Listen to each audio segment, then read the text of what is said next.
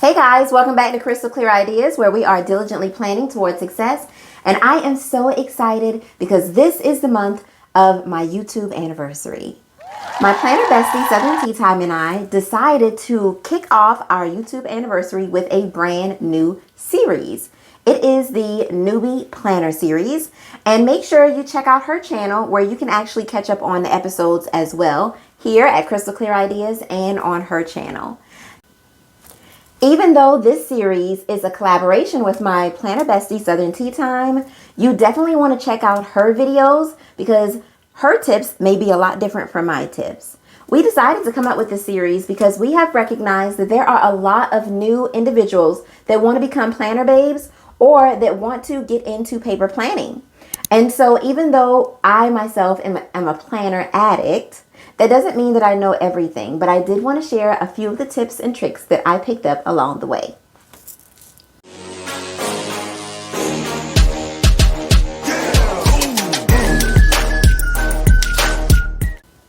I definitely know what it's like to be overwhelmed and to feel like this is way too much when it comes to trying to figure out what planner will work for me, what utensils and tools I should be able to use. What are they even talking about when it comes to this planner lingo? And so those are a few of the episode ideas that will be coming out soon. So make sure that you stay locked right here on Krystal Klear Ideas, where you can actually catch up with all of the Planner Basics series, and you can actually get an opportunity to share some of your tips and tricks down in the comment sections below. And I am so excited to dive right in. So this is episode 1, and episode 1 is all about how to choose your planner. In this episode, I want to go ahead and share with you 5 tips that I use when it comes to planning out what type of planner I'm going to use and choose for paper planning. And so I'm going to share those tips with you because if you're a newbie, you may get an opportunity to use these tips as well. And also, if you are a planner addict and you may feel like you're a vet in the game, go ahead and share your tips down in the comment section below so that we can all learn and grow together. We love getting an opportunity to touch bases with planner newbies because you are fresh and you have fresh ideas, and we get an opportunity to get inspiration from everyone here in the planner community. So let's dive into tip number 1. First, tip number 1 is to figure out what are you going to be using the planner for. So tip number 1 is all about usage, or your use of the planner. This is something that you really want to decide before you go out and choose or select a planner, because knowing how you're going to be utilizing it is going to help you figure out some of the other things that need to be decided upon before you actually purchase your first planner. What are you going to use it for? Is it going to be for homeschooling? Is it going to be a business planner? Are you running your own business, or is it going to be a work planner? Are you going to be using it for household management? Are you going to use it to keep up with appointments? Is it going to be for budgeting? All of these questions are necessary, and it's going to help you to figure out exactly what type of planner will best suit your needs. Also, is it going to be a collaboration of all of those things, which is what we call in the planner community a catch-all, where it catches different activities from different areas in your life and keep it all together for you. So that is something that you want to think about. Getting an opportunity to think about why or what you're going to be using the planner for may seem a little overwhelming. It's okay. Take it one step at a time, and you have us here to help guide you. If you ever have any questions about planners and suggestions, don't hesitate to ask any planner addict in the planner community. We will be glad to share what we know and to help you along the way. And don't ever underestimate the value of your fresh and new ideas, and try different things out. You may be surprised. Second thing that you want to take a look at is your layout. There are so many different layouts when it comes to planners. You have a horizontal, you also have a vertical layout, you may also have a dashboard layout, you have Cornell notes, you have journaling pages, You have blank pages. You can create your own. There's so many options. And so when it comes to deciding what layout you want to make sure that you're going to select something that is going to be suitable for you and for the use that you're going to be using it for.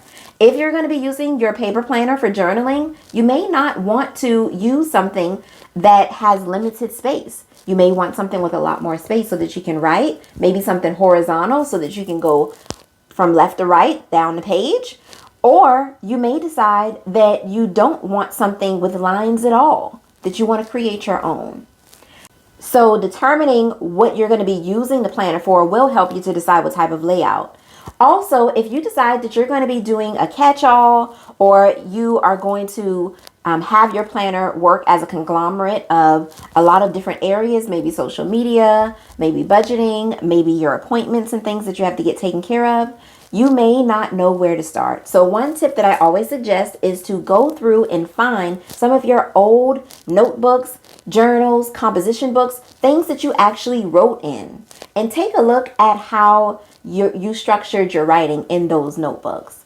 I know for me, I have always been more of a lister. When I go back to my old journals, my old notebooks, my old composition books, I always have tons of lists. I've realized that the vertical layout actually works very well for me because I am a lister and I do gain satisfaction from checking things off. So if that is something that you actually notice after you get an opportunity to look through your past notebooks and journals and to examine the layout and how you actually wrote things out, that may be an option for you. But what if you actually write everything horizontally? Or if you like to see everything on 1 to 2 pages, then the dashboard or the horizontal layout or even a line vertical may work well for you. There are so many options. And so you don't want to get overwhelmed. Stick to the basics and try different layouts out. You may be surprised as to what you like and what you really don't. Let's move on to tip number 3. Tip number 3 is a big one for me because it's all about the coin. Price. How much is this going to cost? Paper planners range in price all throughout the planner community. You could go to Dollar Tree and pick you up a monthly calendar that is paper for $1. But you could also spend hundreds of dollars on planners, just depending on what you like. When it comes to price, preference is all that matters, and budget. How much did you budget to spend on a planner? Or what is your preference? Do you prefer more of a luxury brand? Did you want maybe a Louis Vuitton agenda? Did you want maybe a something that's customizable, like maybe a Happy Planner or an Erin Condren, where you can customize the inside of the pages as well as the rings, coils, or discs? Did you want to create something yourself from scratch? Do you like a minimalist approach? Do you like a neutral layout?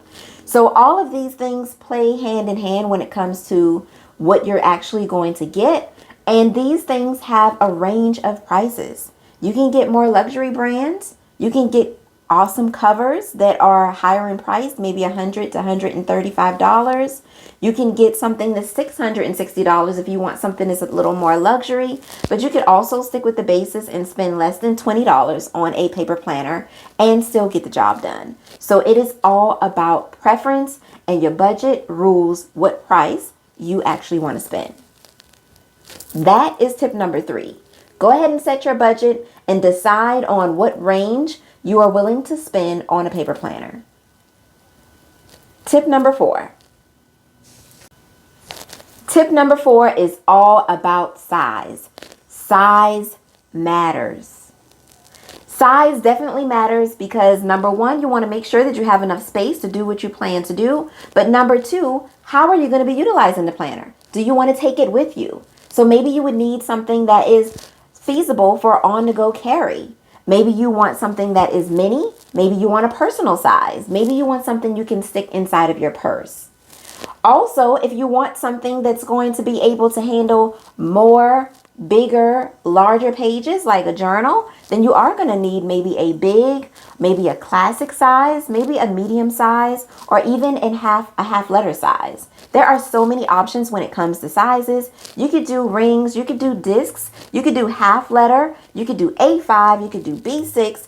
There's so many options. So decide which size you actually want to get for a planner. I always recommend starting off a little larger, and sometimes that depends on your handwriting. Do you write big? You may need more space.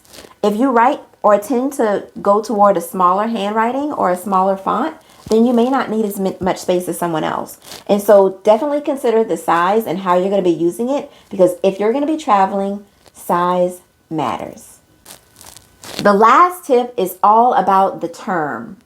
How long do you want this planner to last? And the reality is that when it comes to the term, you can actually purchase planners that go from January to December, 1 full year. You can also purchase 6-month planners. You can also purchase planners that are 18 months. You can also purchase planners that are 4 months, maybe by lieu of an extension pack. Or maybe you don't want to have a January start date. Maybe you want it to be a school scheduled calendar or planner where maybe it starts from August to June or July. So there are different things that you want to consider when it comes to the term. Even the layouts can be differentiated and customized where you can have a Monday start instead of a Sunday start. So you want to actually map these things out and plan them. And if you are overwhelmed or you just don't know, don't worry. Just use what you've chosen, and you will get an opportunity as time goes on to figure out what you actually like and what you actually don't like. I personally prefer a Monday start because Monday to me is the start of my week.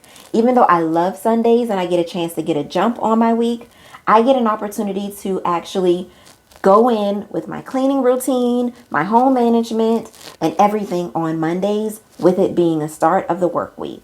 And so I prefer a Monday start. Maybe you prefer a Sunday start.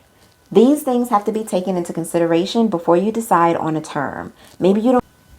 I know personally for me, I have realized that 18 months is way too long. So I do like to get a 12-month planner because I want to make sure that I can actually change things as things happen. And I get bored fast, so I like to be able to switch things up. That is the awesome thing about being able to paper plan. You can always change things, your layout, your term, your use, your size. It is all interchangeable. I hope these tips have really helped you as much as they've helped me. If you thought of some other tips down below on things that you need to consider before you actually go out and purchase your planner, don't hesitate to leave a comment. We all learn from each other. I'm so excited to get an opportunity to share this series with you. And don't forget to go check out my Planner Bestie, Southern Tea Time, because she may have some different tips for you when it comes to choosing a planner that is going to work perfect for you. Welcome if you're new here. I am on the road to 2,000 subscribers. So tell a friend, tell a friend, tell a friend to subscribe to Krystal Klear Ideas. I hope you guys really enjoyed this video. Thank you so much for watching. Make sure you don't hesitate to run on over to Southern Tea Time so that you can check out my Planner Bestie with her episode 1. I am sure that she will have different tips that you may be able to utilize to make a great decision on your first paper planner. I can't wait to get an opportunity to meet you guys right here in the planner community, and I will see you all in my next video. Bye, guys.